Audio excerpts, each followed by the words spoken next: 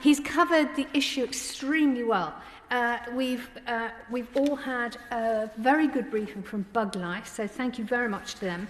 And the briefing is in fact supported by Butterfly Conservation, Bat Conservation Trust, Frog Life, Mammal Society, Royal Astronomical Society. This comes from a lot of areas of expertise, and they all draw attention to the fact that light pollution impacts on humans and on other species. I would also argue, of course, it does impact on the planet in terms of energy consumption and contributes to greenhouse gas emissions, whether or not we're using LED lights. So it does, I think, deserve a place in the Environment Bill. And I would argue that the last comprehensive consideration of this issue by the government was the Royal Commission on Environmental Pollutions Act 2009 report, Artificial Light in the Environment. Now, almost none of its recommendations have been implemented. And I think that tackling this can't be achieved by planning alone.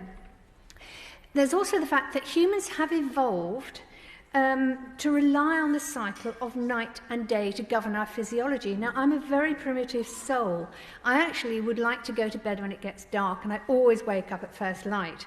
And so I would argue that I'm extremely vulnerable to light exposure at the wrong time.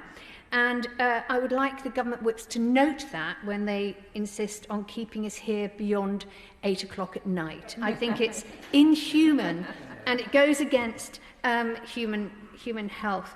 But it does lead to underperforming, and there is a link to health conditions. And so I would argue that we are much better off if we understand that light pollution is not good for us, it's not good for other species.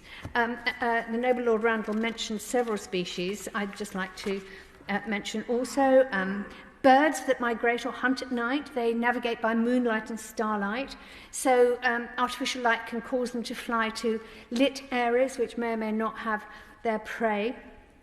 And many marine species like crabs and zooplankton are attracted to artificial lights, so that can disrupt their feeding and their life cycle. So all in all, it's an important environmental issue that we really shouldn't ignore.